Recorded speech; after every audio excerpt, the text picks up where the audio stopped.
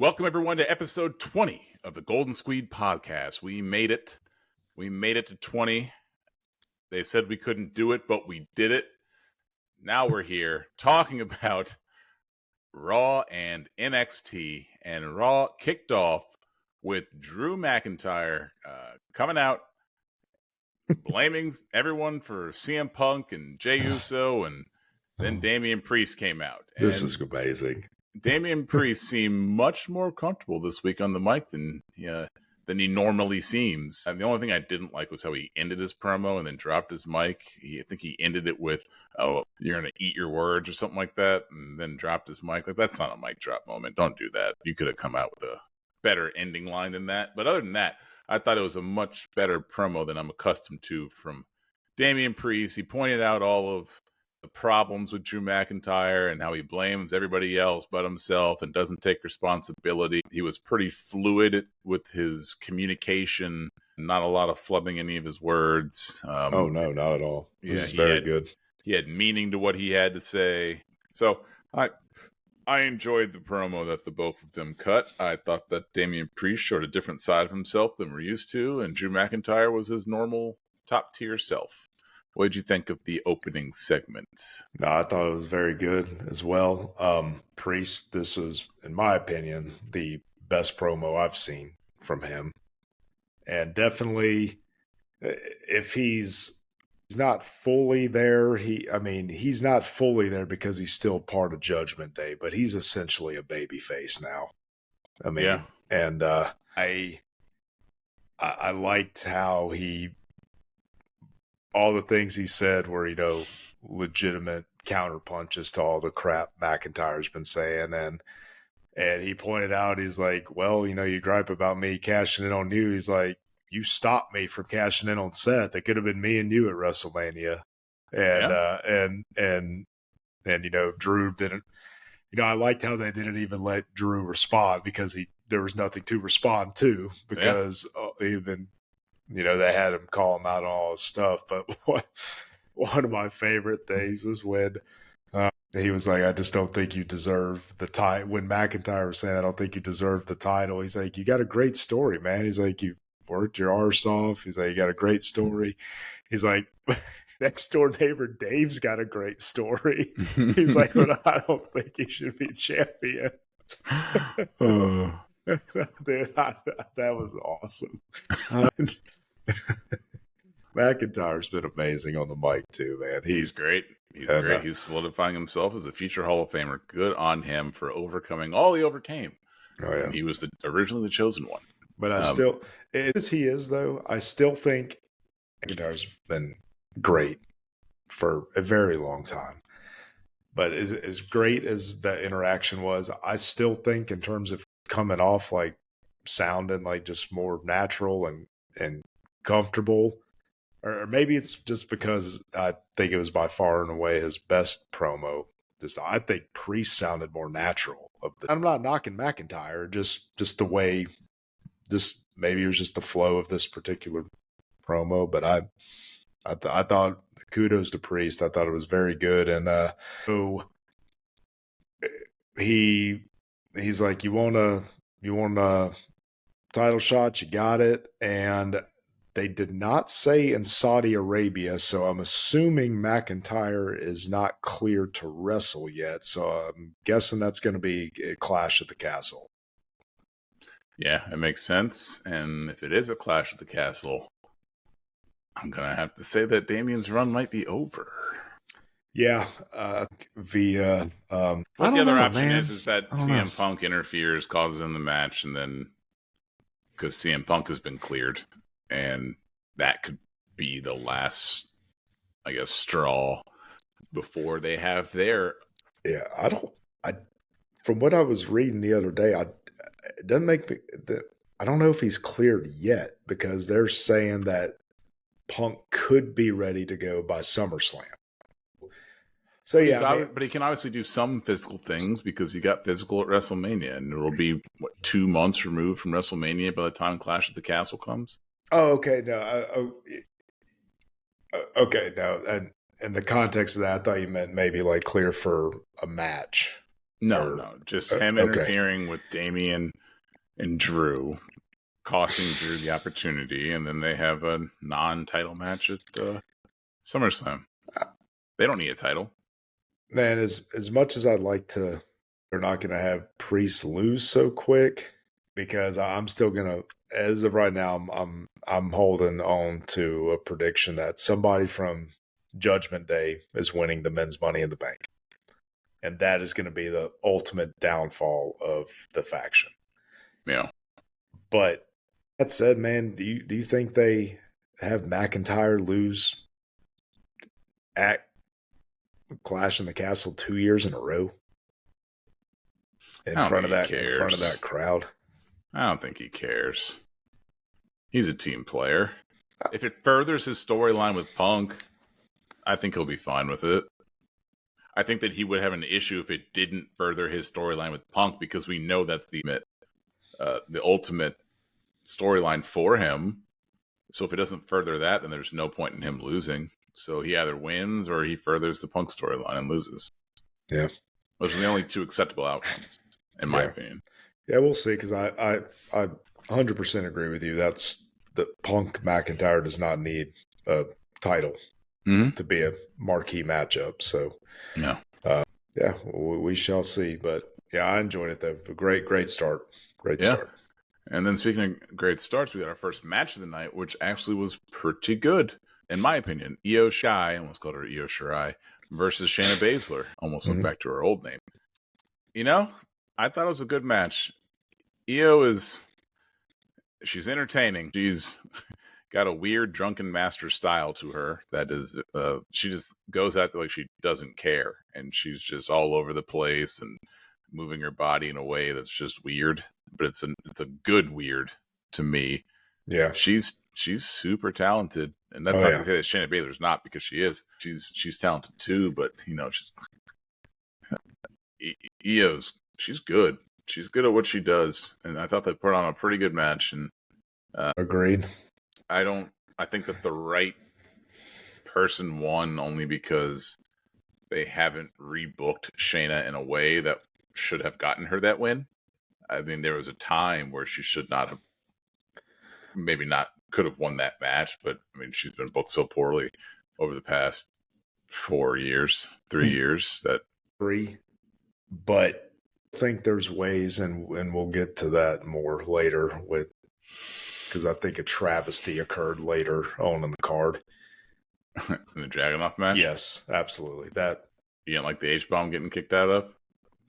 No, it's not the H-bomb, because yes, it's a finisher, but it's almost like, I hate to say this, almost like a secondary finisher, unless he does them in succession, or does we'll get to that match later. Yeah, we'll get to that match later. Yes, sorry. I'm getting mad now. I know the way Shayna's been booked, but after WrestleMania, it's almost like a reset. You can't reset 3 years worth of bad booking. Yeah, you have to. If you're going to, you got to start somewhere. That's true. True. And yes, the right person won 100%. I thought Io was booked horribly during her title run. I thought she should have been showcased more. I thought there should have been more matches and more focus on her, because she's a great wrestler. She's amazing. And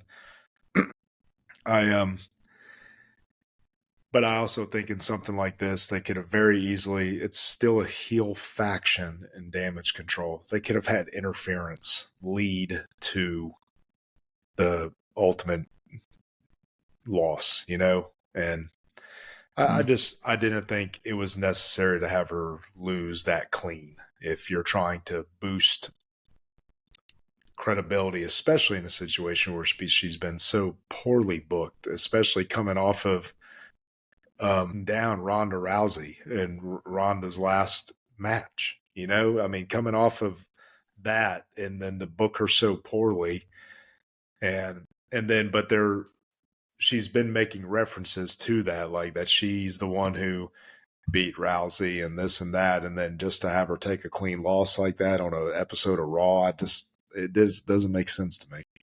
Yeah. Yeah. But I enjoyed the match. I really did.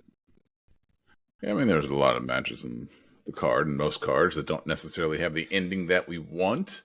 But what's the alternative? Like, I mean, yeah, there could have been some sort of interference or something, I guess. But Which they're heels. That's perfectly acceptable. yeah. Yeah. Well, that's what happens when you back yourself in the corner, though, when you have heel versus heel. And Yeah. and I don't know. I read some stuff where they're thinking that, or where it's almost like she's kind of on the verge of being a baby face. I don't know if I necessarily agree with that. Talk about Io, and I don't. I'm not ready to agree with that at this point. No, I don't think so. I don't think so. But moving on to the next match, it was a King of the Ring match to see who's going to go on to the semifinals. Gunther versus Kofi Kingston. Before we get to the run of this match, I have an issue with the format of the King of the Ring tournament. And I think that we touched on this a couple of weeks ago, where I missed the days where the King of the Ring tournament was a standalone pay-per-view and each guy would wrestle 4 matches in one night. I enjoyed that. And even if we're not going to do that, we don't have to have all the rounds on the King of the Ring, in Saudi Arabia, but you're telling me we can't get 2? Like the semifinals is going to be on Raw and SmackDown? Yeah. Come on, let me get at least 2 matches at the pay-per-view, not just the finals. It irritates me a little bit. I think it downplays the tournament as a whole. I think that when you have more matches, or if you call it, did we determine that it was called King of the Ring, or is it still just a crown jewel? King and Queen of the Ring. So that is what the pay-per-view is called? Yes. I don't think you can call it that if you're only going to have one match on there be the King of the Ring or Queen of the Ring match. And that's annoying to me. No, and I could agree. have 4 matches. You could have 6. You could have 8 matches and just make it the whole pay-per-view. Just the whole pay-per-view is just King or Queen of the Ring matches. Unless the people in Saudi Arabia, since they pay a lot of money, they're demanding that, you have the top superstars there. And if you don't have the top superstars in the tournament, then you can't have them all. Oh, that's exactly what they're doing, and that's why have better wrestlers in the tournament. And I think put it somewhere else. That's another option. Do King of the Ring in Glasgow, or put that somewhere else. I mean, I think they've got. It's not a matter of the talent in the tournament, I don't think. And then because at the event itself, you've got Cody, you've got Logan Paul, you've got Becky and Liv. The only one I'm surprised, and I don't know if I think Priest is defending the title there. I don't think, which I think every other title is up for grabs. They don't let the bisexual Undertaker into Saudi Arabia. It goes against their religion. Maybe not. Yeah, but all right. That's just my tangent. Gunther, the Ring General versus Kofi Kingston. Another solid match. That was another solid match between. Be expected with those two. Yeah, a veteran and Kofi Kingston, who so close to getting his SOS clean on Gunther. Couldn't quite get it. Not that it would have mattered. He would have lost anyway. He hit it clean on the outside. Yeah, it doesn't count on the outside. No, I know. But actually, and the one thing that I don't understand, I'm glad that you brought that up, because why couldn't he have hit it on the outside? This is not a championship match. The way that the announcers were making it seem like, who is it? Cody Graves? Is he the announcer for Raw? No, that's Cole and McAfee. Cole and McAfee. It was Cole. Cole said he hit him with the SOS, and he said, "Oh, now he needs to get him back in the ring." Why does he need to get him back in the ring? I don't understand that. Just get a count out and win. There's no reason why he can't get a count out win. This is not a championship match. Okay, I missed that part of it, but I know that they were making a big deal because Kofi made it back in the ring first, and Gunther almost missed the count. And they were making a big deal, like, 9.5, Gunther's like almost, or Kofi almost advancing or something. But they partly because somebody in their ears said, "You idiot! He doesn't need to get him back in the ring. He can get him a count out and win that way." Yeah, and that really irritated me. Cole makes a lot of. Cole's great. I'm not disparaging Cole, but he does make mistakes a lot. Speaking of which, a mistake that I noticed watching, and I was like, did Gunther just do that? Like, that'd be a rare misstep, but Bleacher Report also pointed it out. So I was like, oh, well, wasn't the only one who noticed it. He forgot which knee he was supposed to be selling as being injured at one point in the ring. I didn't notice that. Oh, yeah, because he was hopping on one and then he switched to the other. I was like, did he forget which leg he was supposed to be selling? But I was like, just, for a guy that, just is so great, just it's always surprising, when, the best of the best have little mental hiccups like that in the ring, even though, I mean, my God, it's bound to happen. Yeah, it happens. It's not that big of a deal.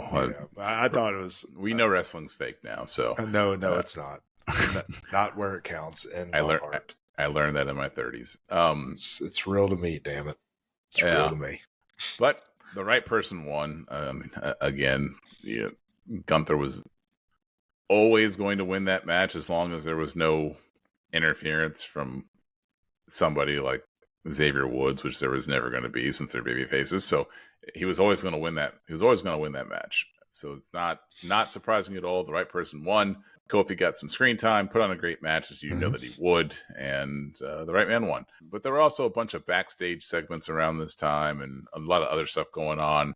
Samantha Irvin came out and brought Lillian Garcia with her, which was always good to see Lillian. She is is she in the Hall of Fame? If not, she will be at some point, I'm sure. Yeah, I'm not sure, but I agreed she will be. Yeah. There was a segment with Chad Gable continuing to berate great, dude. Otis. And Maxine. Yeah. He talked about wanting to train Ivy Nile. Ivy Nile could sure use some training. And then started berating Maxine Dupree. And I think they showed Kiana James arriving on the main roster. There was a lot going on during this time period, but not much else to say about that. But it led into a match between Akira Tozawa and Big Bronson Reed. Well, if you can really call it much of a match, it was a squash. Yeah, it ended rather quickly, and Chad Gable was going off, and more berating. Yeah. Bleacher Report said this is totally unnecessary. I don't think it was totally unnecessary. If you're trying to further the storyline of Alpha Academy not being ready and making Chad Gable angry, I think it's the perfect thing to do. Have him get squashed. It's probably unnecessary, but I can see what they were trying to do. Yeah, and it gets, Bronson. Yes, could Bronson be going against other people? Yes, but it gets Bronson on TV. Anyone care about Tozawa? Anybody? 4 viewers, do you care about Tozawa if he loses? I've never, you'll never once hear me on this program say, who's not getting booked properly? Tozawa. I'm not going to say that. Yeah. I agree. I didn't, in the grand scheme, was it necessary? No. Does it matter? No. No. And there was also, going back to the previous match, there was another backstage segment where Boss was Kofi and was like, there's always time to regroup or something to that effect. And Xavier came up with some ice, like, what was that about? He's like, I don't know. And so I'm assuming that's going to be a feud for Final Testament is going to be New Day going forward. So that's one of the next steps in that. I'm assuming that wasn't nothing these days in these backstage segments is throwaway anymore. So it's going to lead to something. Yeah. Yeah. 100%. I'll tell you what it led into. It led into the next match, which was Lyra Valkyria. So you making up names now? I am. Saying if you're awake. Versus Zoe Stark. Something about Zoe Stark is just off-putting to me. But that being said, they couldn't let Lyra lose this match. I don't think. No, well, that was a good match. Yeah, it was a good match. I'm just saying that she was never going to lose that match. No, no, we know that. Yeah. Well, you'd think that, but then they proved me wrong later in the night. Did you think that Dragunov was going to win? Is that where this is going? You thought that Dragunov was going to win that match? He was going to lose clean. It's not main his event second Jey match. Uso. You not see when they what, made a big, but they made a big I don't care deal how big about, it is. No, you know what they made a bigger deal about? What's that? Jey Uso. Like he's not my necessary cup of tea, but he's the hottest thing on the roster. Okay, I understand that, but they obviously had some sort of plan in place prior to McIntyre getting hurt. He was a fill-in. They did not have to have Dragunov lose clean. I'm not convinced. I'm not convinced you can't convince that me McIntyre's hurt. I'm not convinced McIntyre's hurt until I see some medical records. I don't think he's hurt. He's hurt. He's not hurt. He would be on TV. He would be wrestling. He is on TV. He's on TV every week. Okay, I misspoke. He would be wrestling. He would be wrestling in Saudi Arabia if he was cleared. And as of right now, he's not. I can't wait till he just comes and attacks somebody, and then while he's wearing like a cast of some sort, and then rips it off, which is one of the oldest tropes in wrestling. I'm not actually hurt. And he attacks someone. Just wait. Just wait. Anyways, I somehow was able to vent again about Dragunov, and we're not to Dragunov yet. We'll get there. We'll get there. But right now we're talking about Valkyria and Stark. Good. Put on a good match. Good match. Valkyria. Right person won. And I'm going to go ahead and say it. I'm already sick and tired of this Valkyria Becky alliance. One of them needs to turn on the other immediately. Mm-hmm. And I think it's got to be intended this way. It's like, okay, we've already gotten a little too much of this too quickly.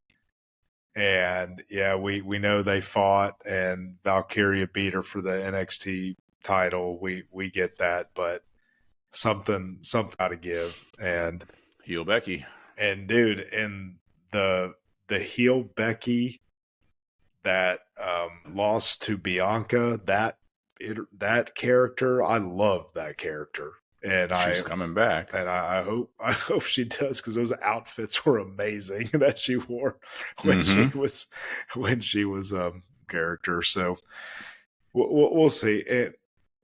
And again, I get it. The fellow countrywomen and all that, both fantastic wrestlers. I get it, but just one of them needs to turn. Yeah. Oh, yeah. Yeah. I think it'll be Becky. I think that's the logical answer there, because she lost to her. Becky didn't forget. She can't take it. Hurts her. Blah blah blah. It'll happen. I don't know how quickly it'll happen. But since their friendship seemed to bud pretty quickly, it'll probably die pretty quickly. So I don't anticipate this being a long, drawn out thing. Yeah, unless they want to have Valkyria and Becky versus Jade and Bianca. They're definitely, if they're setting up a tag match, which hell, there may be one next week. No, there's not going to be one next week because Valkyria is fighting again. But they're planting seeds for something involving them against Damage Control. Yeah. Yeah. I mean, as a whole, because that's, you keep having we'll get to that, because we had Becky and Dakota fighting later on in the night. Yeah. Yeah. But next matchup was Sami Zayn versus Otis. Zayn Malik, the same. We're just getting rid of some of people's first or last names. Just saying. Sami Zayn versus Otis. And God, this was funny. Gable continued to raid Otis and slapped him right in the kisser. Him not to do that worm. And Otis, seeing him fighting the urge to do it and he could not take it anymore, that was awesome. Yeah. So they're setting up an Otis versus Chad Gable match at some point in time, which, I mean, they're both top-notch wrestlers. Good to put on a wrestling mad exhibition, and hopefully Otis gets the win and shows his teacher that he was better than him all along. I think that place, the arena it happens in, is going to go nuts when he finally gets fed up with Gable, because Gable, they had it play out, even though we all knew Sami Zayn was not going to lose to Otis. We all knew that. So I know they're playing up, Gable may have cost him the match, but they're going to play that up. But let's be real, nobody watching thought that Sami Zayn was going to lose to Otis. No, not anyone insane. There's probably some insane people out there, but yeah, we'll see when that blows. When they have that blow off, because the crowd's going to go crazy once Otis finally hits Gable back. But we got some more Damage Control members with Dakota Kai versus Becky Lynch going at it. And we got more Lyra Valkyria, and we got Liv Morgan, and we got the rest of Damage Control, and it turned in some Attitude Era-esque with 100 people at the ring, everybody running in, and yeah, I mean, it is what it is. Lynch won via DQ. Not that much went on prior to all those people coming out, but it was a good match. I've got a bad feeling, man. They've got a good thing there with that faction, and I don't want them booked poorly. But I've got a bad feeling they're going to have Dakota Kai put on good matches and have her eat losses. And they don't need to be doing that. They don't have to. And yeah, they don't have to. But there's a lot of stuff they don't have to do. But guess what? They still do it. Yeah. All right. Well, next up, we had the Judgment Day versus New Catch Republic versus the Creed Brothers versus the Authors of Pain in a fatal 4-way match to determine the number one contenders for the Raw Tag Team titles. And this was a perfectly decent fatal 4-way match. A lot of good wrestling. You got two good wrestling teams, the New Catch Republic and the Creed Brothers. You got the Authors of Pain, which are your hosses, and then you had JD McDonough and Finn Balor. And we also got some nice old-fashioned interference from a man who pities people who are not cool, and Carlito. He had to prove his loyalty to the Judgment Day. Damian Priest is now his amigo, and they got the win. The interference. What did you think of the Fatal 4-Way? It was a very good match, man. They're gonna have. I just don't know who they're gonna push by the wayside, because you got the Judgment Day story going on. The Creed Brothers are too good for them not to do something positive with them in terms of wins, losses. And they went through this whole new repackaging thing, drafted to another brand. They're going to have to do something with them. New Catch Republic, God, they're good. And just don't know. I just don't know how to navigate the waters of the booking when it comes to all the teams involved here. He has so much talent. WWE just has so much talent. There's only so much you can do with them. I know, man. Unless you just want to have 50-50 booking, which nobody wants that. But you also don't want the lopsided booking. So there's no winning for them. There's no winning for the WWE, and I understand that. That's why I don't get too mad over wins-loss decisions, because, what would I do? I don't know. I'd probably put on a terrible show. That's one thing I know. Maybe able to get you one good show, but I wouldn't be able to do it week in and week out. I know Dragunov wouldn't lose already if I was running the show. We're almost there. We're almost there. Then you can get angry. Are we missing a backstage segment? So we covered Carlito. Liv was running her mouth, talking smack to Valkyria, I believe, about Becky. And she's like, why don't you ask her herself? And she caught the fakest looking punch I've ever seen, which Becky has thrown some good punches, like the segment with Dom Mysterio. And Yeah, that it wasn't good. Like the look of it. I but anyways, I know what they were going for. Liv got popped, and so and is there any other backs? Oh, in one of those Judgment Day ones, asked Dom, "So what's up, man? Are you and Rhea good? Everything good with you and Rhea?" And like Dom was starting to say something, and then they And got cut Carlito, off. or someone came in. Yeah. Yes. Oh, dude, I can't do a whole. We could do 30 minutes on this next part, but I like that. Just when you think he can't get any more heat, when it comes out that he screwed over Rhea, oh my god. It's gonna be fun. Oh, dude, it's gonna be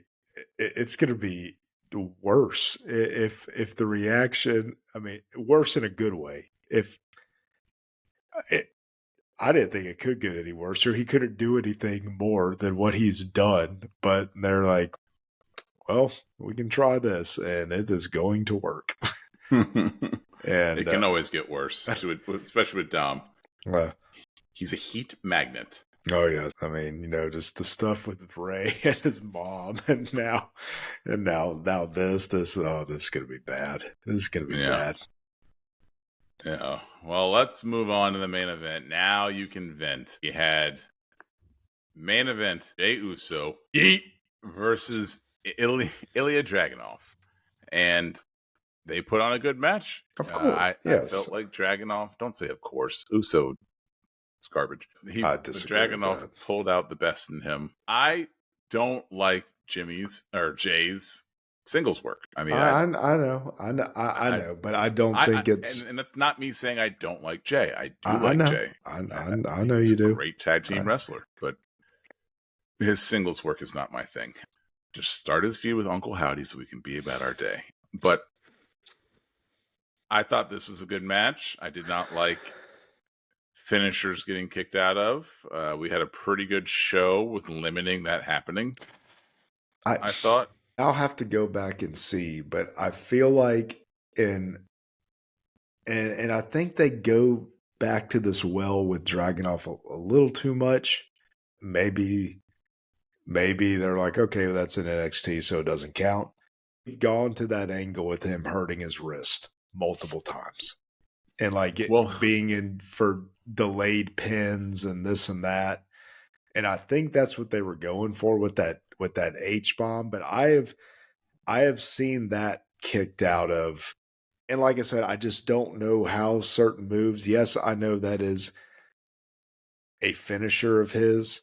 His main finisher is Torpedo Moscow. Okay. But I could be wrong. But yes, is it something that, especially the way he delivers it, it's like, okay, if you were in a real fight and you were on the ground and you took that forearm or that fist or whatever to the top of the dome, yes. And the way he does it, like just making it look like it's driving into your skull, yes. Mm-hmm. Yes. In real life, you would be dead. Or at least unconscious for a little bit. But again, man, I feel like that one, yes, it has been used as a finisher on multiple occasions. But I also feel like just a regular H-bomb has been kicked out more so than if it's like two in a row or one, or I think they actually refer to it as a super H-bomb from the turnbuckle.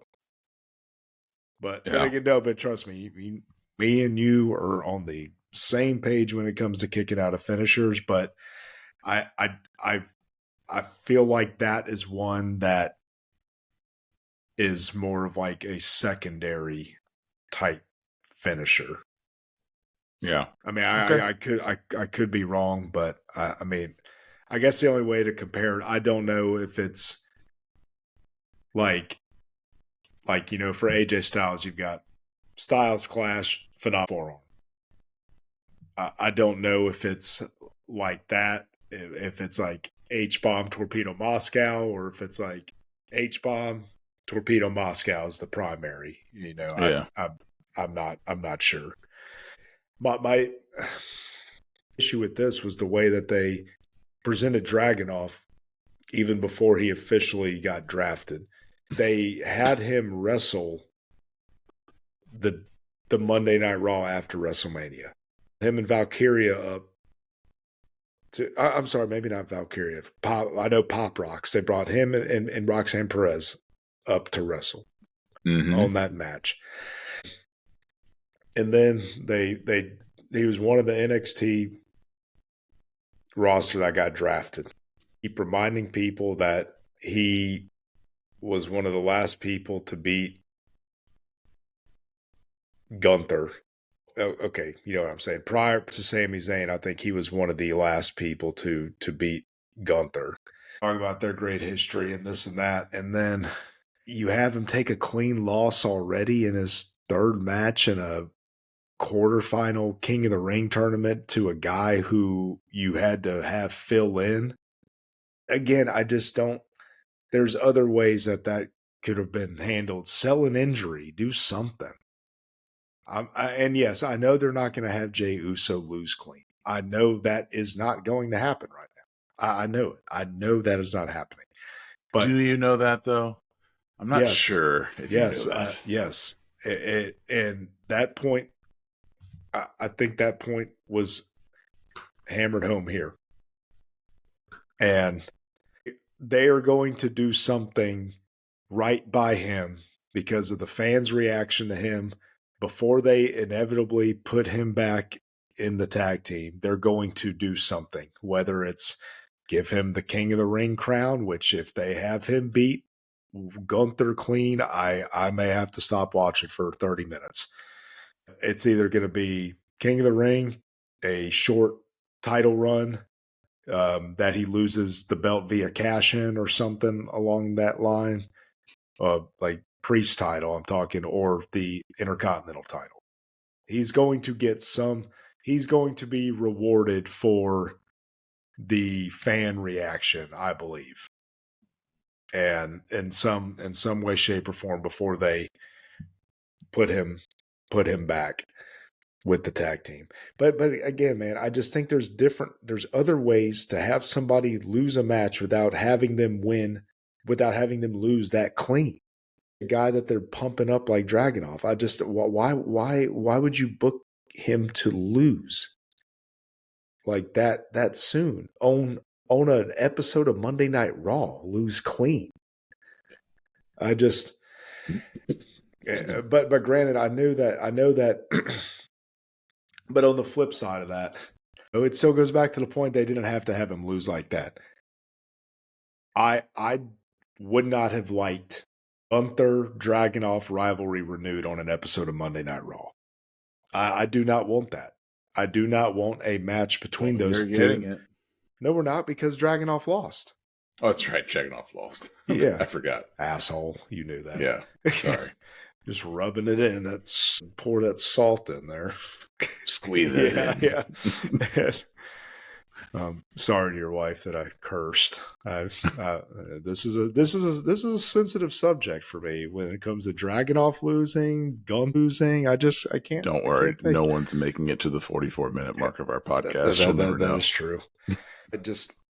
I agree with them not renewing that rivalry on an episode of Monday Night Raw, even though give them 30 or 45 minutes of the 3 hours of Raw and I'd be happy. But I understand that they're not going to have the culmination of that renewed rivalry, because they were teasing it. They teased it backstage where him and Gunther had a stare down and didn't say anything and Gunther walked off. They teased it again after that match where Gunther just looked at Dragunov after he lost and kind of chuckled at him. So that is inevitably going to come to a head. I think SummerSlam is where it needs to happen. It does not need to be at Clash of the Castle, that needs to come back at SummerSlam at the earliest.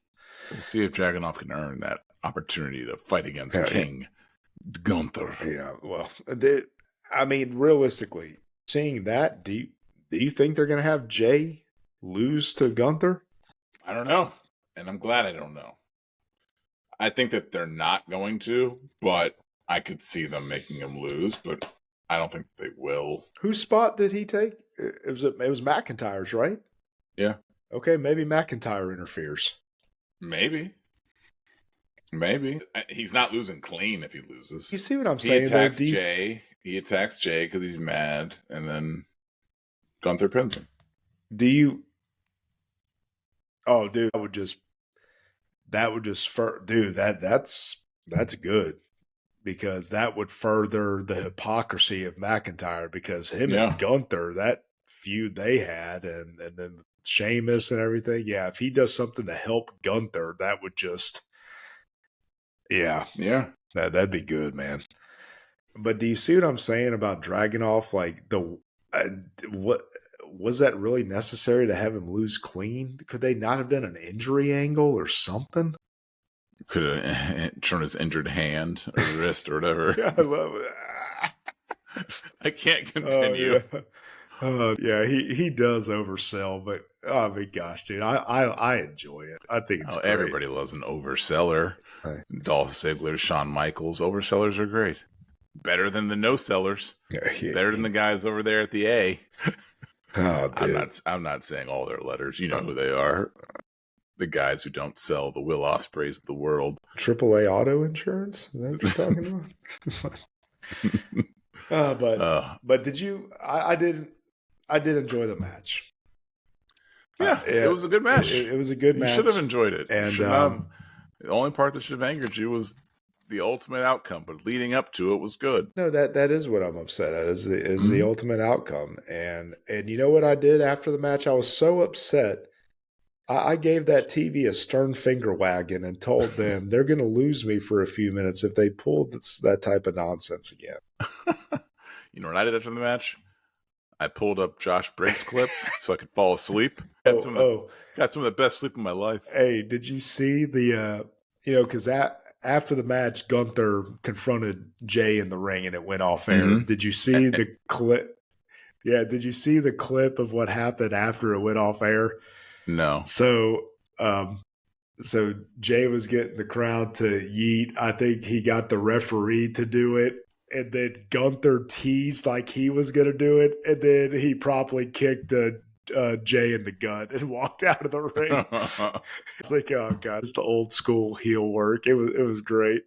Gunther like kind of went like this. And then I think he got to the top and then he kicked him in the stomach. That's good. That's good. Yeah. Oh, dude, that was great.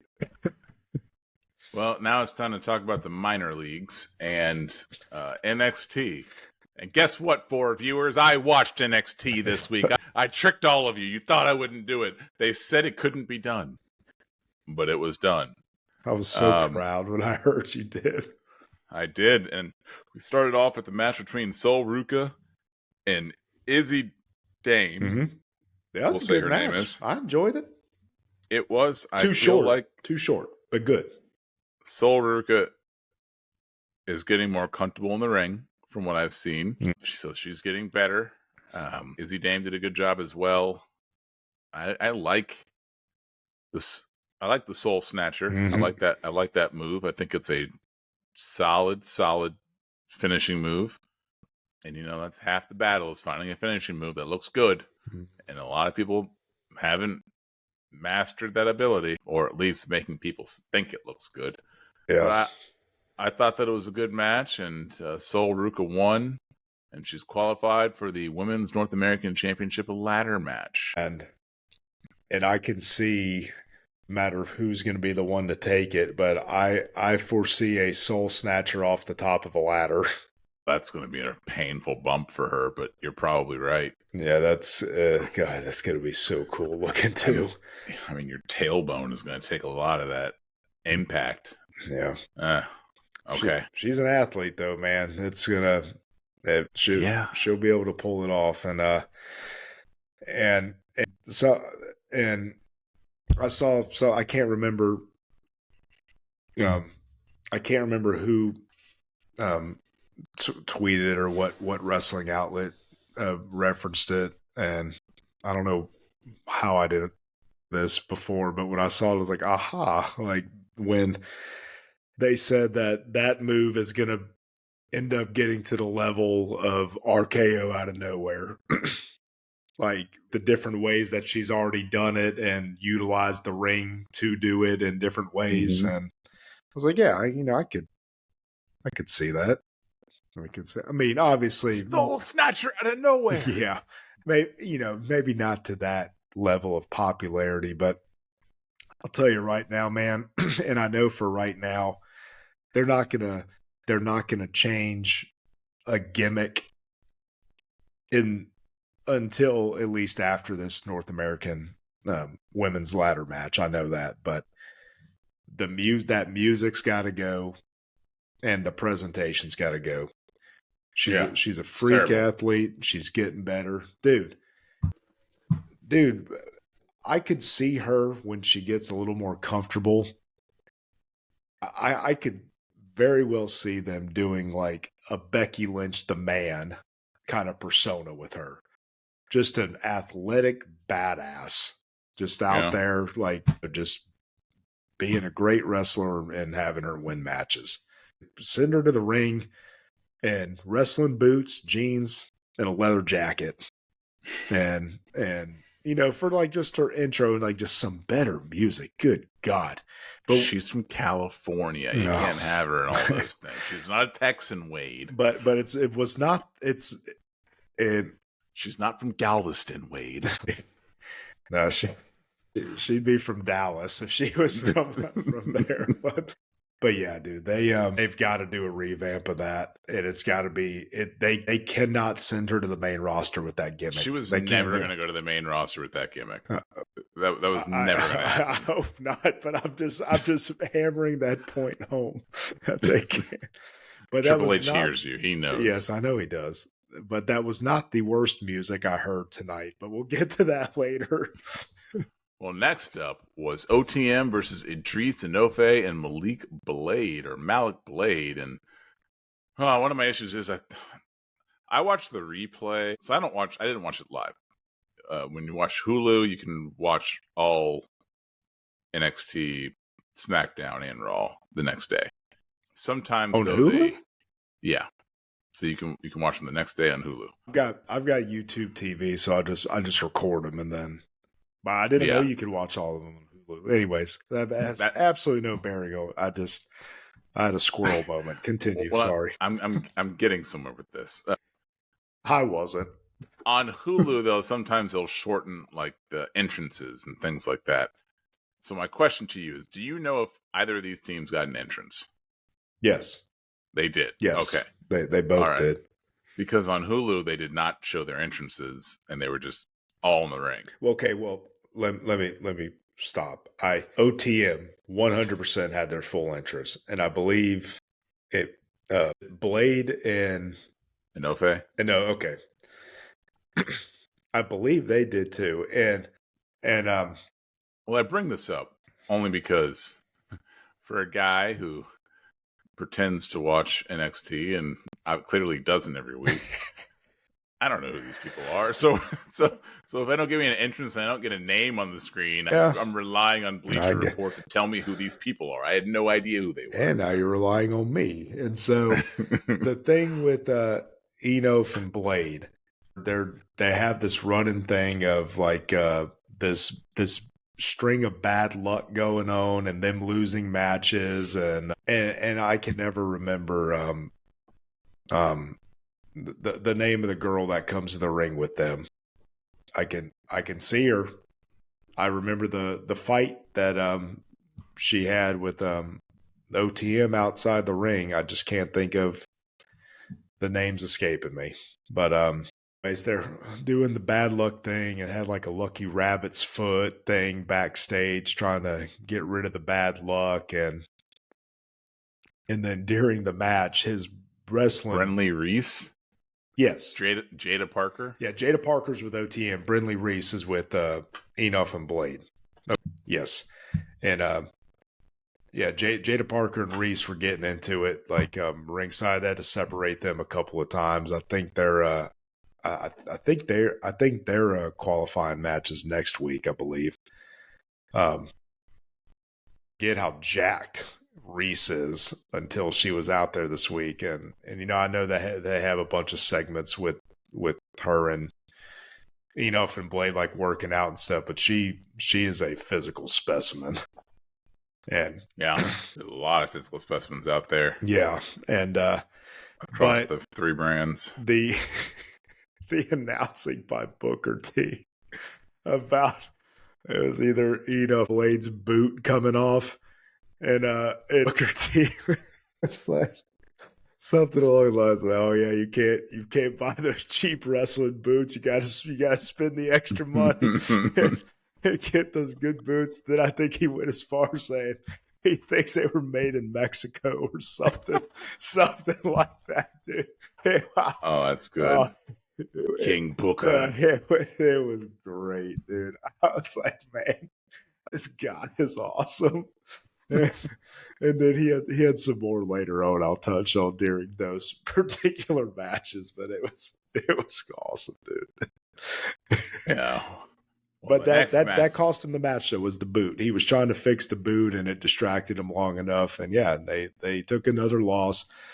They're building this up to who was it that kept losing? Doc and Kurt Kurt Hawkins and later. No. Was it Cardona? Was it Zack Ryder? Sure wasn't Slater and Hawkins? Yeah. Kurt Hawkins losing streak. Wasn't it the Mr. Perfect's kid? I don't think so. I typed Curtis in Axel. Kurt Hawkins losing streak, and it said, "Are Kurt Hawkins and Buddy Murphy the same person?" No. Anyways. I think it was Zack Ryder. It was Zack Ryder. Yeah, because we were there when they won.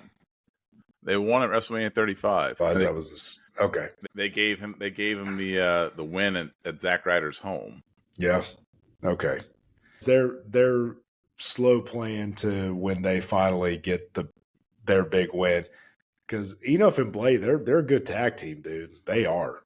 I mean, and they're gonna have to get them on the winning side sooner rather than later, because they're I think they're too good to be stuck in this forever with this losing thing. But anyways, furthering that storyline, you got Reese and their next week's match, I believe, and then yep, it was fine, and then Booker T on commentary was incredible. So it was good for me. Yeah. And speaking of furthering storyline, there was a backstage segment where somebody was on the ground, and I don't know who these people are, so I don't know who it was, but I do know Lash Legend's name.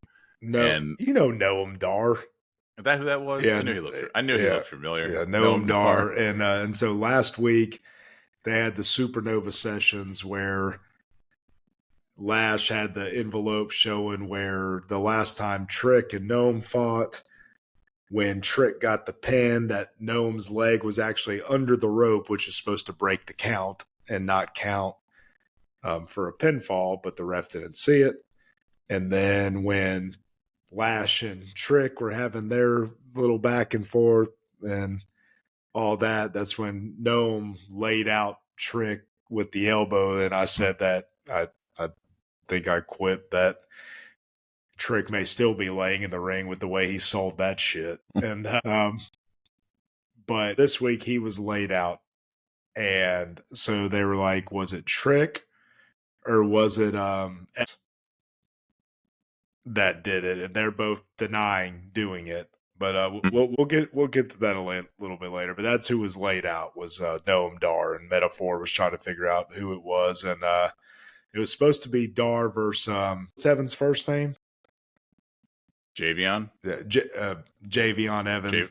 Yeah. So the other member whose name I can not pronounce for Metaphor took his place, and setting that match up for later. But anyways, what match was actually next?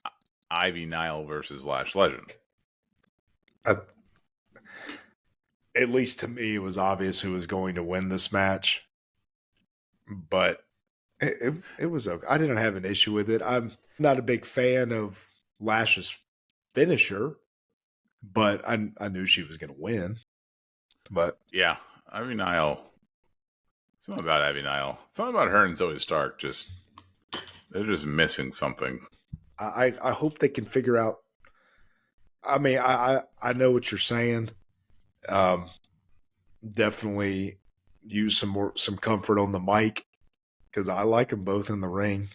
I have yet to see a match with them where I'm watching either one of them and I'm like, man, they're just horrible. I don't think they're good wrestlers or anything like that. And that's not their issue. I agree, and I hope they can figure out what that is and fix it because I think they are very talented. But for sure, yeah, they're talented. I think it's Ivy Now's whole gimmick. I think it's not a good gimmick. She needs to let her hair down, literally, and get rid of those braids that she has. Change her gear. She's too small. Like, she's jacked, but she's too small for the way that she walks out like she commands a room when she doesn't. She's like 2 feet tall. Like, there's no way she's more than 4'11". She looks like a little person out there. Just looked it up. She's 6'3". She's 3 inches taller than the Great Khali. No, but she needs to do something with her gimmick. Definitely needs to be tweaked. Needs to work on mic skills. There's a lot she needs to work on, but she can get there. Maybe, probably not. She'll be a jobber her whole career. I mean, yeah, we'll see what they have planned, man. I mean, she's losing matches on Raw. They had her lose this qualifying match on NXT. So yeah, I'm be interested to see what happens from here. Yeah, well, I can tell you what happened from here. It was a match between Oro Mensah and Javon Evans. That's it. Or Javion. Or Mensah. Okay. Yeah. I don't know why I have a hard time with. Sorry, metaphor. Because Oro's not a name, but it's one letter away from a nice snack. Oreo. Anywho, down to 76 subscribers or whatever.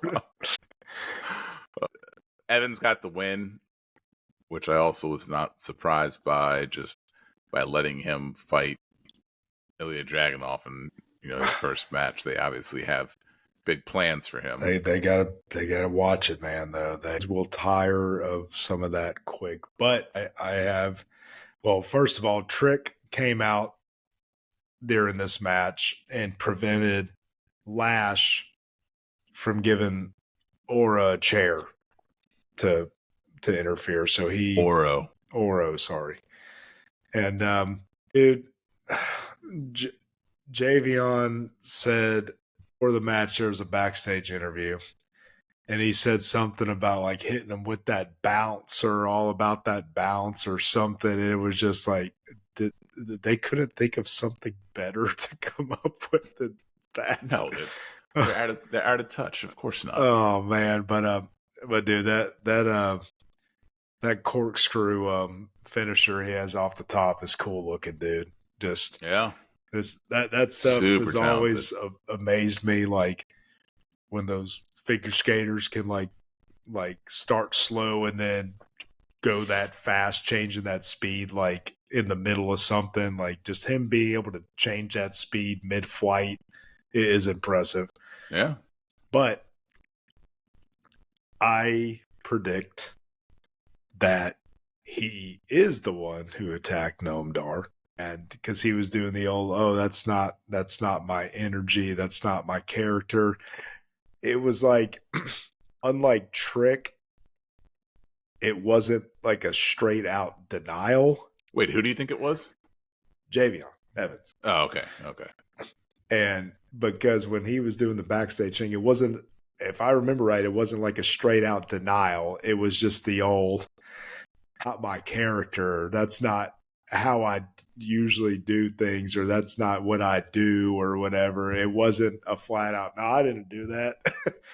I think, and dude, I think that'd be great because I think this version of this new babyface getting all the opportunities is going to wear thin very quickly. Mm-hmm. But he's super talented. Mm-hmm. And if you turn him heel now, I think that'd be fantastic. Yeah. So, yeah.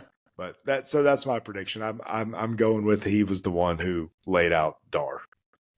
And here's my prediction. Oh boy. The next segment was one of the worst segments in the history of television. Oh, whoa. Which had awful promo after awful promo after awful promo. Oh, was it the Charlie Dempsey backstage interview? No, this was Obafemi, Ivar, Josh Briggs, and Wesley all getting mic time, and none of them deserve mic time. I mean, that's just really what it boils down to. Wesley, I don't know who Wesley is. He's good. I know that he was a North American champion for a long time. He's good. I get that. He's good. And I also recognize that he may be a fine wrestler. I don't need to hear his mic work ever again. I don't need to hear Josh Briggs' mic work.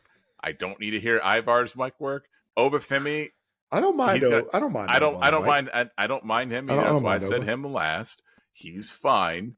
He's got the commanding African accent type thing going on, which is perfectly fine. I have no problem with that, because when you have that, they don't make you say that much. But when you say it, it sounds forceful. So that's fine. Man, I can't stand Briggs. Neither can the crowd. I've never heard an NXT crowd boo like that for somebody just talking. It had been weeks since I heard that man on the mic, and I thought maybe, just maybe, it wouldn't be as bad as I thought that it was going to be. But his cadence, his voice, and the words that come out of his mouth, the combination of those three things creates just a chalkboard moment. Like, it's just listening to him talk makes me cringe. It's just bad. He'll never learn it. And I agree, he's fine in the ring. I have no issue with his ring work. But this business is not about just ring work.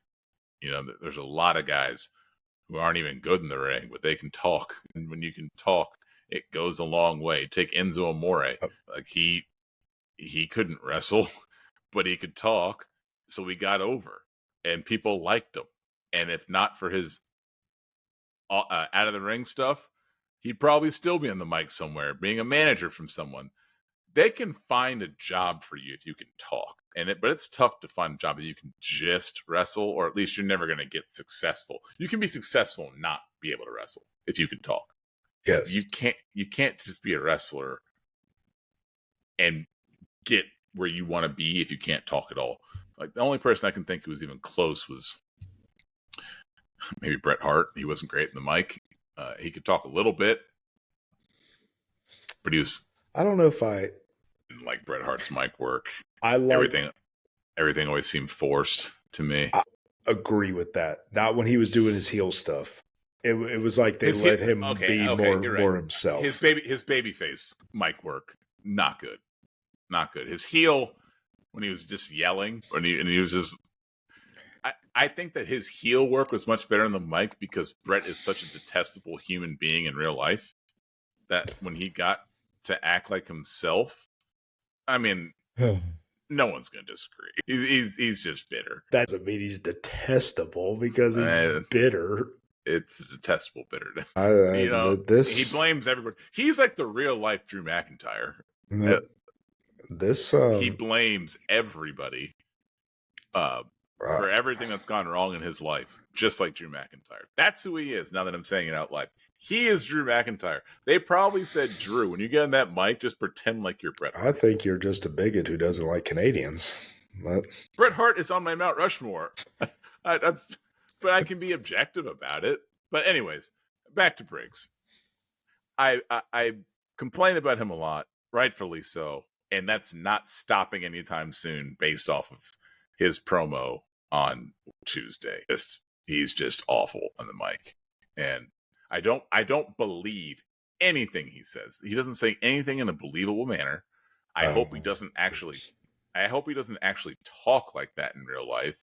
Because if he does, then I just don't know how anyone can listen. Because he just sounds so disingenuous, and it sounds like he's acting, and that's the problem. Yes. And if you want to be a good promo, you need to sound like you mean it and like you care, not like you are acting. And that was what made Roman Reigns get booed.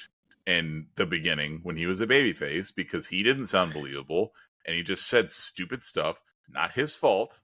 Not 100% his fault. Probably 50-50 with the writing and his delivery. They got to do something about him. Ivar on the mic. No, I don't need to hear that either. Like I don't need to hear him on the mic. Oh, dude. Wes, I told you that last week. Him on commentary. It was awful. yeah, but I didn't see it last week. I saw it this no. week. But I'm telling. No, I agree. But I touched to that point, and I think our viewers commented on it in the comments. I'm lying. No, they did not.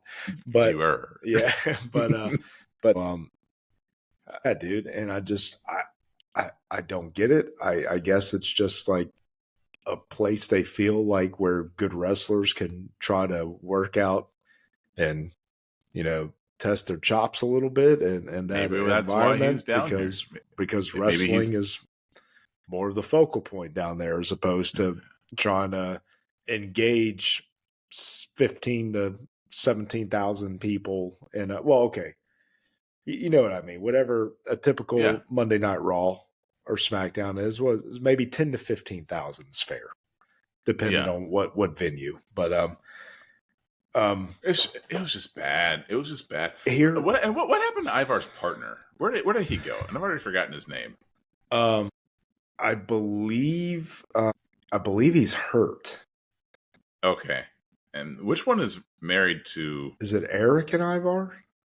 Yeah, that's it. Which one's married to? What's her name? Nikki? No, it was Nikki's teammate. Oh, Valhalla. Isn't one of them actually married? Yeah, Valhalla. Which one's married to Valhalla? It doesn't matter. But dude, here's my issue with. I think Wes Lee, when he's just being normal, is fine on the mic. The problem was kept changing his voice, like dude, and I couldn't tell. I was like, okay, is he forgetting his lines or is he going way over the top with trying to act like he's at a loss for words? I think he was going over the top, and it was awful. It was awful, and it pissed me off. I was like, "Why are you doing this?" Oh, dude, that promo was 10 minutes too long, and it was probably only 2 minutes. I did like how he kept getting more and more frustrated when each new person came out. That was funny, but that was 10 minutes of my life that I'll never get back. Yeah. And I need it back. Oh yeah, but dude, I need it back. I'll tell you what I did like though when they're like, "Hey, let's have about a fatal 4-way," and Obafemi is like, that. Oh, that pissed me off too. But go on. I'll tell you what pissed me off about that in a second. Go on. Okay, when Obafemi was like, I'm the champion. He's like, so you three have a match, and then whoever wins will fight me, kind of a thing. I was like. Yeah, that makes a lot more sense. Why put yourself in another multiple man match where you don't have to be pinned to lose? Is that what he said? Because what you're talking about pissed me off because I think I interpreted what he said differently. But now that you're saying it, that makes a lot more sense. I think it was either Ivar or Briggs proposed a fatal 4-way, and I think he initially said, that'd be fine. But then he basically was like, well, no, I'm the champ. So what's going to happen is you three can fight it out. And then whoever wins will get a crack at me. Okay. Well, there was something that I thought pissed me off, but I might have just misunderstood. What I thought happened was that he said, I'm not going to give you all a match. And then immediately left the ring and said, essentially, you guys aren't going to fight because you're not going to be able to fight me, is what I thought he was saying. And then when he left, he's like, all right, you guys fight, and whoever wins is going to fight me. And I thought he immediately contradicted himself. But what you're saying makes more sense. And now that you're saying it, I think that you're right and I'm wrong. But I thought that he was saying, like, I'm not going to let you guys have a match for my title. It's not your decision. And then he left the ring and then turned around and said, okay, I'm going to let you guys fight. And immediately said the exact opposite of what he just said. And I was like, wait, what just happened? But I don't know. I'm going to go back and rewatch that part because I can't put myself through the immediately preceding 10 minutes. At least if I remember right, it was either Briggs or Ivar proposed the fatal 4-way. Mm-hmm. And then Femi said basically like, no, you three fight and whoever wins will face me. Yeah. Wesley, that was his first impression on me because I didn't see him in his initial run with NXT, and I didn't like anything I had to hear. So I don't know. It just seemed like they let him talk for too long, and it seemed like I would say though, man, not this, not the one that we're talking about now, but the previous weeks. Go back, and if it's still available for you, go back and watch these match and that, just to kind of, he's good, man. It's and he very well would be. Yeah. And none of my comments are about any of these 4 men's wrestling. Not at all. It is strictly with the mouth vomit that they force me to listen to on a weekly basis. And man, dude, they're not the only ones on this roster. A lot of guys in this roster can't talk. And most guys can't talk. Especially the developmental, in a developmental system like that too. You gotta figure they've got access to mouthpieces, people that would be glad to come back and help the next generation. And like, you can't give a mouthpiece to NXT though. You shouldn't. Why? Because you don't learn that way. A mouthpiece is a crutch, and if you have that crutch, you'll never learn. You can give them the way I think it should be done is you see if they can talk, and if they can't, you give them the mouthpiece and you bring it to the main roster. I mean, that's what I think. I guess I would agree. I would be more inclined to with you if it's not a nationally televised show on a major network that is seeking ratings. You're being a little dramatic. It's USA. It's not a major network. Oh, stop it. I mean, yes, it's under the NBC Universal umbrella, but it's not a major network.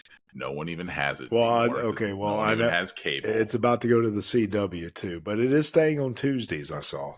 But it is going to the CW, and I hope I have that. Even worse. Dude, I have the CW app. I was actually watching it today because one of my wife's shows is on there, and I was watching it with her. Okay, yeah, I think I have it. Dude, I hope so, because I enjoy it. Now that I've... Do you have cable? I've got YouTube TV. Okay, I was going to say with cable, you can just log in your cable provider and download the app, and you can watch it. Okay. If you don't have it, then that makes it difficult. But if you have Hulu, you can just wait until the next day and then watch it on Hulu. That's your other option. I do. But when it switches to CW, are you still going to be able to do that? I would assume. Okay. I mean, I can do it for Raw, SmackDown, and NXT, and SmackDown's on Fox. Fox does not house the old SmackDowns that Hulu does. So I don't know what their contract is or how it works, but I would assume that it's still going to be on Hulu. Do they have AMC stuff on Hulu? Like what? Oh, like the WWE stuff. Yeah. I don't know. Because I have just the standalone, the free version of the app on my Roku. Only certain episodes of like the rivals and stuff like that, and the treasures are unlocked without paying. But because YouTube TV currently does not have that channel. Yeah, so I'll check next time I watch it. I don't know how I consume that stuff. It might be on Hulu. It might be on something else. I don't know. But anyways, I know I consume it. Just don't know where. But let's move on to Luke Gallows and Carl Anderson versus your favorite, Rich Holland and Riley Osborne. Dude, this was it's got to stop. This whole Rich Holland thing, dude, that crowd was dead when he was in the ring. And it's been dead. As dead as Big E. No. God. He's not really dead, listeners. Sorry, Etor. Sorry. And I almost dead. So they're playing off of this thing last week. Rich Holland trying to gain their trust. So who was he tagging with?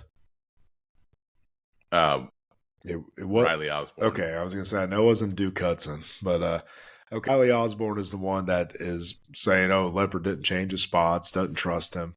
So Andre Chase suggested that they tag together this week against the Good Brothers.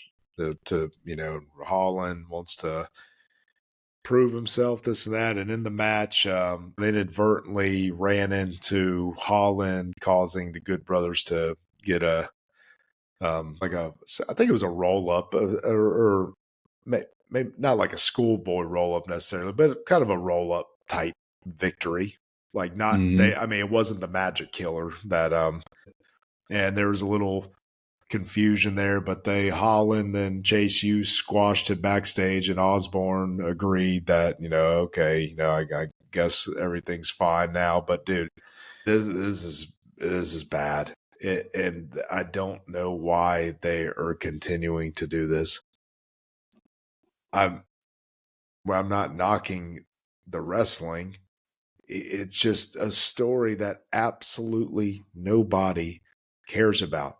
When that place is silent, when those faithful fans are silent like that, and you're continually trying to push something down their throat, they're going to continue rejecting it like they are now.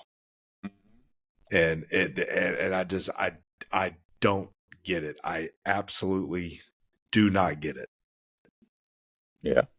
And makes you wonder how he makes it past all of these cuts. His name should be included in them. Dude, and I just don't know. And I'm hoping, and I hope Thea Hale doesn't get. I know that place is always going to love Chase U. I hope Thea Hale doesn't stay stuck there. She is too good and brings good energy. I think it's a little over the top and a little. It's more than a little over the top. Okay, yes, it's very over the top. But her style in the ring, though, I think toning down some of that other stuff, that is very, very doable.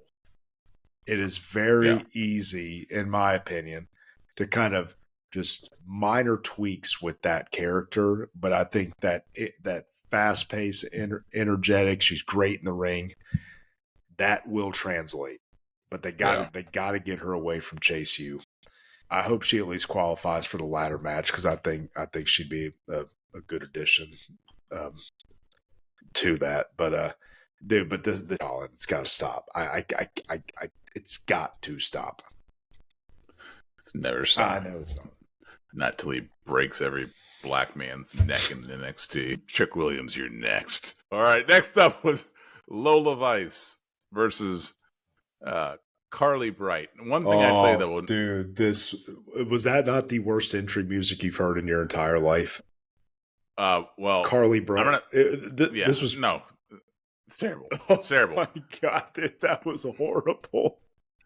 Well, you know this is horrible, and that has to change. I cannot stand this stupid dancing that Lola Vice does, and if they don't stop with those stupid little dance moves, I'm just gonna close my eyes during her matches. I'm not. I like it. Sure, you like it for different reasons. We need to. Yes, I do. We need to get that off of this show. It looks so stupid. It's just dumb, and I like it simply for the fact of Shayna Baszler's disgusted reaction whenever she does it. It's awesome, but it's awful, and it is awful. And then we got interference from the boat. And if they call Natty the boat one more time, I'm going. And is it Carmen? Is it Carmen Petrova? What's her? Petrovich. Yeah. Okay, I'm sorry, but okay, we're going back to who did she fight? What is her ring name? Who? Bright. It was Carly Bright. Carly Bright. Was she a collegiate cheerleader? I have no idea. I believe she is another one of these. Is she the one that looks exactly? Because there's so many of these people who look the same. Is she the one that looks exactly like Tiffy? No. Who's the one that looks like Tiffy? At least I don't think she does. Is it Dame? Does she look like Tiffy? Someone looks like Tiffy. That is possibly the worst entry music I've ever heard in my entire life. It's not great. It's definitely not great. I don't disagree with you. And I was like, what in the name of God are they doing? It was just, yeah, no, it's definitely not her. She's not the one that looks like Tiffy. Let's see. Yeah, she's a cheerleader. So the cheerleader, is that correct? UMN. Okay, never mind. Is that might be Minnesota University? MN is Minnesota. I know, but I think there's just like Minnesota. Yeah. Okay. Well, it doesn't matter. She's not going to succeed. Hey, dude, who knows? She is very, very green. Obviously, this match. No, this match. Okay, so this match came to be. This was a little weird too. Did you see the backstage segment with her and Ava? Mm-hmm. She asked for the match. She asked for the match because she helped break up a few backstage fights, and she, came close at the combine. And at first I was kind of laughing. She's like, oh, well, yeah, you finished 13th. And if you would have only done a little bit better in this and this, you would have made the top 12. And I was like, what? But then I remembered, okay, it's 6 qualifying matches, so 12 participants. I was like, oh, okay, where they're going with that. But her saying she deserved a chance because she helped break up a backstage fight. I agree. Like, what are they That's doing? Good logic. Oh, dude. Well, Ava has a lot of bad backstage segments, if we're being honest with each other, and we're about to touch on one, which led to the main event. Don't you talk bad about that backstage segment? Don't you do it? Who's the girl that's with them? With the Don? I can't remember now. I know it's Stax,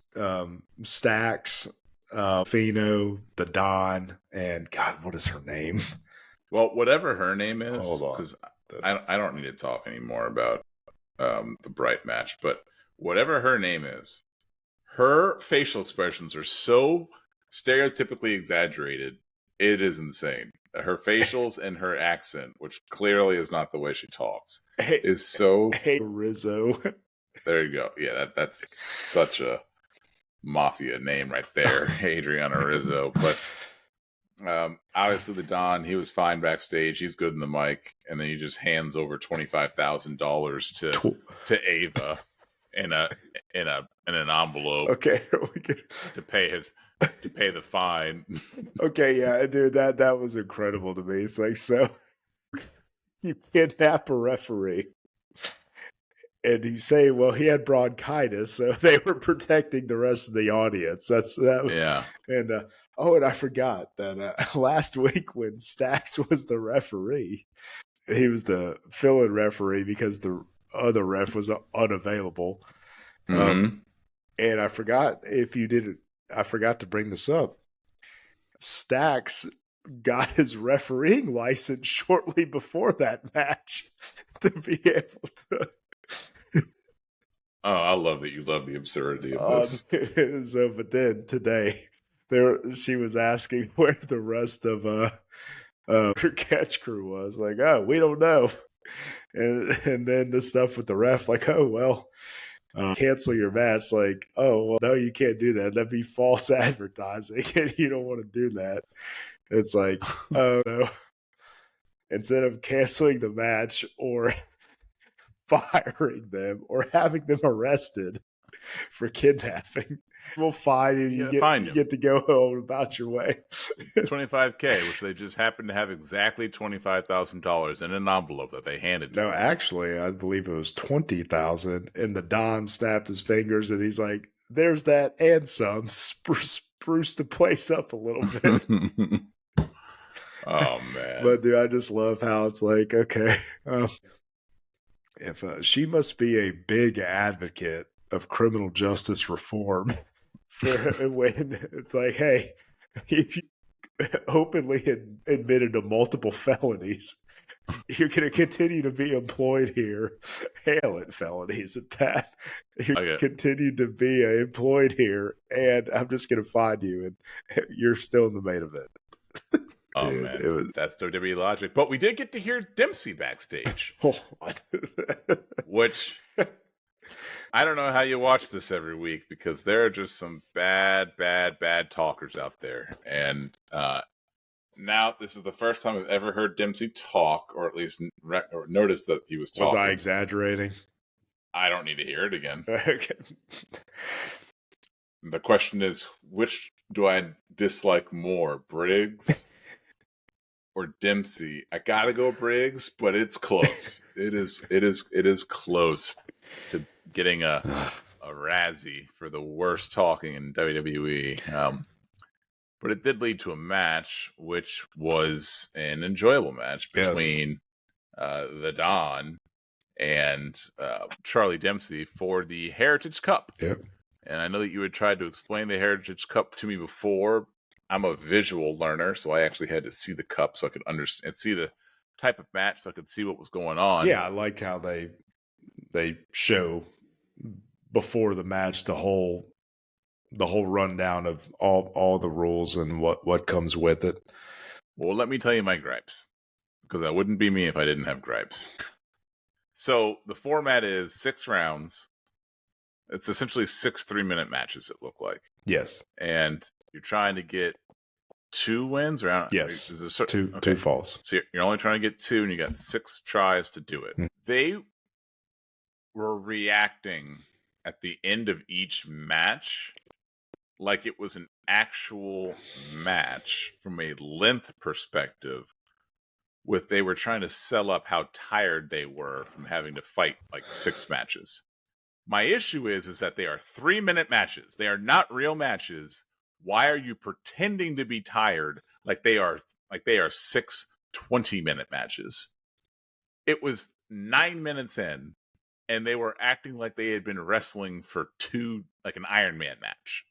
It was insane to me the way that they were selling the type of match that they were in. You know what I'm talking about? I do. I get it from when you put it like that, yes. But when I saw it, I know what they were going for, more of like a... They're going for like an Iron Man match type thing, but an Iron Man match is 60 minutes. Well, no. I'm talking about like with the 3-minute rounds, they're trying to do it like a boxing match, essentially. I don't have any problem with the 3-minute rounds. That's not my issue. My issue is that they're selling it like 3 minutes is a lot in wrestling. It's a lot in boxing because you're active for the entire time. Right. They're barely But I think doing with this, stuff. And maybe this is what kind of diverted my attention from thinking that. I honestly did not know the background of Tony D'Angelo until they were... Well, they told you that he was a wrestler. Right. And I didn't know that apparently he was... Probably wasn't. Probably wasn't. No, I think he was. That a cop... And you could tell by... And I guess that's what I'm getting at. Like, in that first round, it was more of like a collegiate or Olympic wrestling match with some more of the mat moves they were doing and some of that stuff. And yeah, and I've seen enough of those matches or the Olympics to, a lot of times like in between rounds or whatever, those guys are gassed. Still not the same. Those guys are... I know, but I guess in my head I was like, okay, I see what they're going for here, and it was okay to me from that standpoint. But yes, I can see why you're griping about it. I do get it. Here's my other big gripe. I can't tell you what the move was, and I wish I could. But after the 4th round, there was one round where they made it seem like the only reason why the Don didn't get the pin was because the time ran out. Yes. He did a move, and I think it was like a basic power bomb or something. I don't know what it was. It was a move that Dempsey was out like a light. He should not have been out like a light. And it's not a move that would have been believable for me that he would have not been able to kick out of, except for the fact that he sold it like he was lifeless. No, see, and I was confused because I thought that move, like just like an emphatic, like a pump handle slam. Apparently I was getting that mixed up because I remember, I think Dragunov kicked out of that, and I thought that was Forget About It. But he got the final fall with Forget About It, and it was definitely different. And I was like, oh, okay. I thought Forget About It was what he hit earlier, and that and that's the only reason he didn't get that fall. But they didn't say anything. I mean, I feel like they would have said, like, oh, forget about it or something like that. I don't know. But no, and that's what made me think about the Dragunov match, because I think it was that same, like, just emphatic, like, pump handle slam or whatever that Dragunov kicked out, and I was griping. I was like, man, he just kicked out of forget about it. And but I think that may be like a what do they call it? A signature move? Signature move. Yeah. And I don't know. I'm gonna have to do a little more research, because, like I said, I thought that pump handle slam was forget about it until I saw the way he did it, and like almost like he does the slam into like almost like a perfect plex type pin. Yeah, and yeah, which is fine. I have no problem with that being a finisher. Yeah, but and again, I like this match. I'm picking. Yeah. Nits. No. I'm picking nits. How about, because that's what we're here to do. How about Stacks bringing out the old school metal bucket and towel for the corner? Man, oh, dude, I love it. This is amazing. But dude, Don has the in-ring ability. He's got the chops on the mic. They just gotta change his character. Yes, not his character. Well, his outfit is not an outfit that would last in the main roster very long.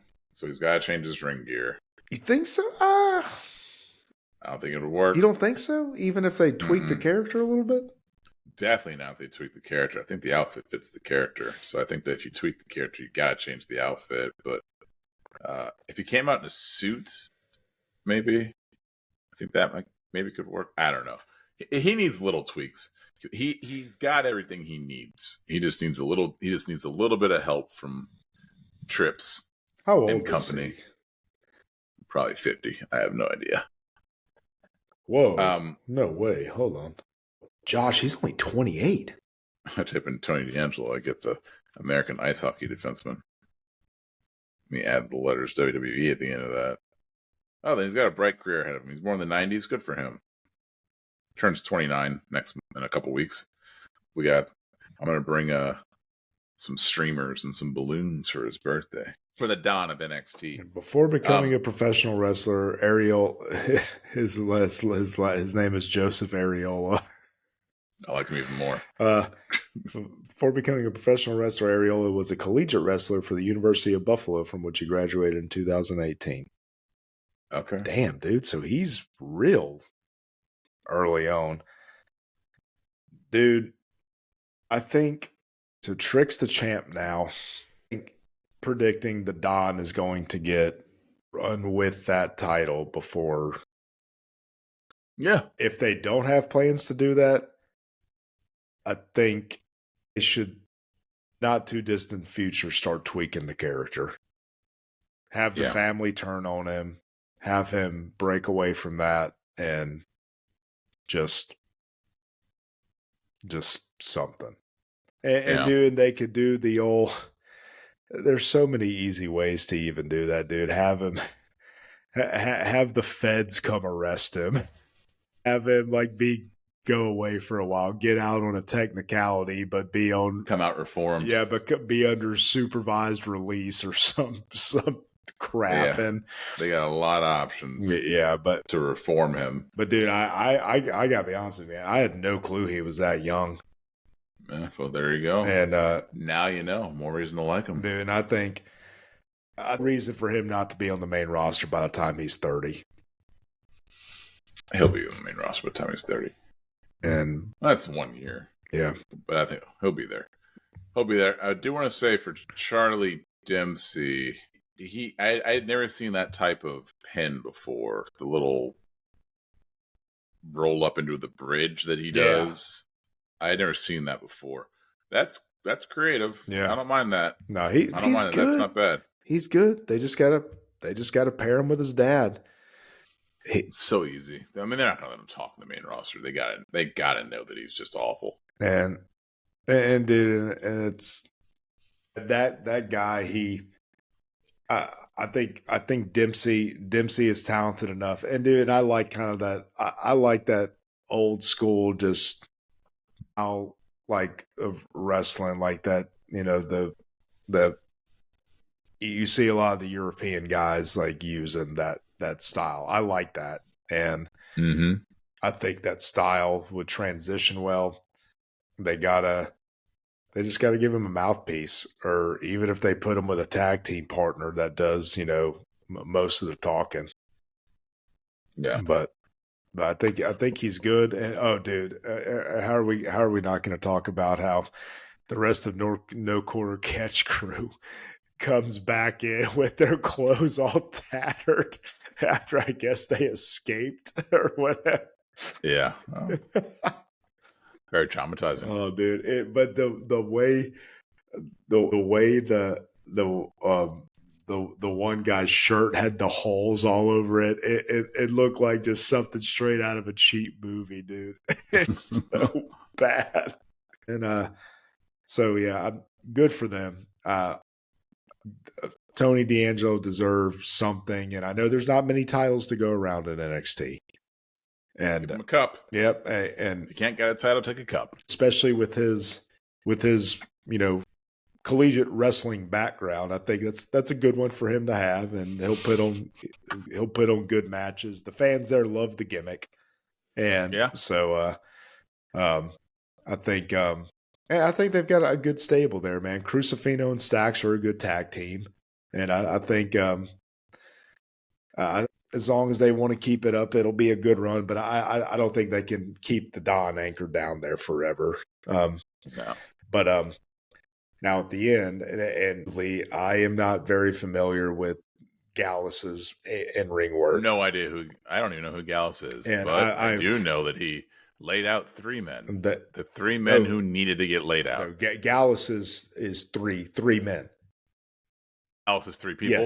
Yes. Oh, well, that makes a lot more sense. Then. And in fact, I think I turned it off right after the show ended, so I don't think or right after the match ended, so I don't actually think that I saw the last. I couldn't wait that last 60 seconds to see Gallus beat up Wesley, Ivar, and Josh Briggs. I saw Josh Briggs, and I said, I can't watch this. Yeah, they were all laid out, and then they showed Gallus, and Gallus, like was cutting a promo saying they were back into the mic, and I think it's another hard hitting European crew.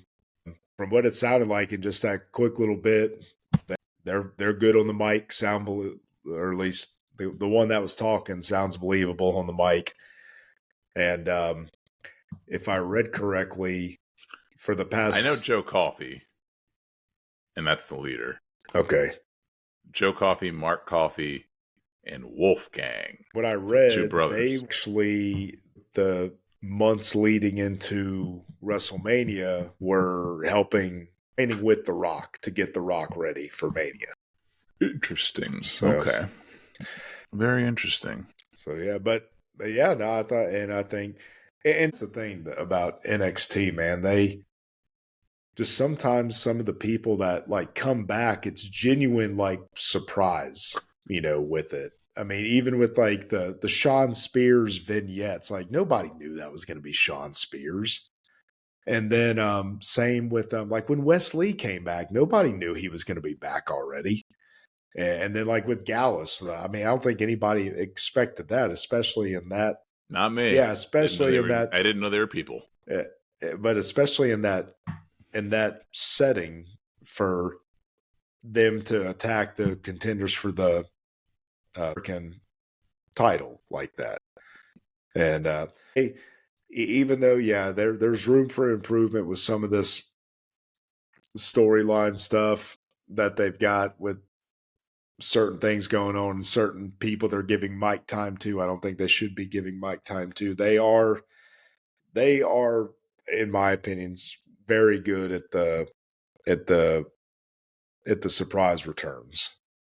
And there's one other backstage thing I wanted to touch on. But hold that thought. A name has just escaped me. Boogeyman. Is that the name? He's coming to get you. No, that's not. Of course. No, they're not. Wait, a backstage segment. Wait, Tatum Paxley. Ava was about to go into her office, and you could see Tatum Paxley was like peering through the window, and then right when Ava was about to go in, she got a phone call, and the last I think we saw of her in the ring was I believe when she lost in the triple threat match for the women's title. Okay. And but dude, she's good. God, she's good in the ring. And that character, I like those unhinged characters like that. And I think she can hold her own on the mic too. That vignette they had of her, while she turned on Valkyria and just wanting being obsessed with the title itself. But yeah, just figure I'd throw that in that